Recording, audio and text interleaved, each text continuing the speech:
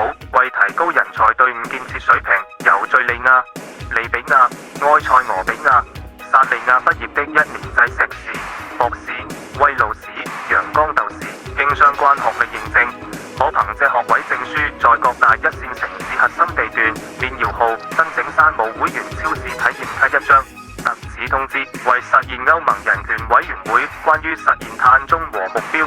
歐洲議會將立法保障非法移民勞工在將桶裝福島核污水轉移至撒哈拉沙漠居民區的過程中全面禁止使用0.8升及以上排量的船隻。日本內閣及環保組織表示贊同，為大力發展旅遊經濟，促進第三產業發展，由美國政府贊助。俄羅斯、烏克蘭主辦的俄烏夜繽紛慶典活動即將開始，屆時將有坦克車巡遊、百輪打煙花匯演以及蜂群軍事無人機射擊表演，歡迎世界各地群眾參與，死傷人數待定。為確保演出效果，美國軍方提醒觀眾，請勿錄音、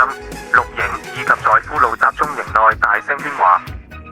龍崗電子廠發布求職警告，由午夜起，車間流水線工人不再招收30歲以上全日制碩士以下學歷人士，應聘保潔、保安者須持有律師資格證、教師資格證、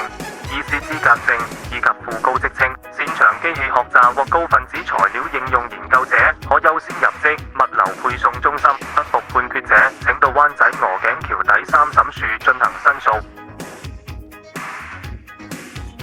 最新消息，一沓載多激光雷達、高算力芯片、自動駕駛抽糞車失控撞向預製菜工廠倉庫，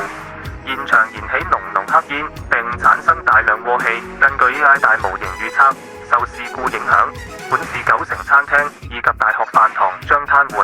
外賣企業股市跌停。有數據表示，大量二戰至越戰期間的冰凍肉罐頭已被黃牛全倉買入，升值潛力巨大。奉勸市民理性投資。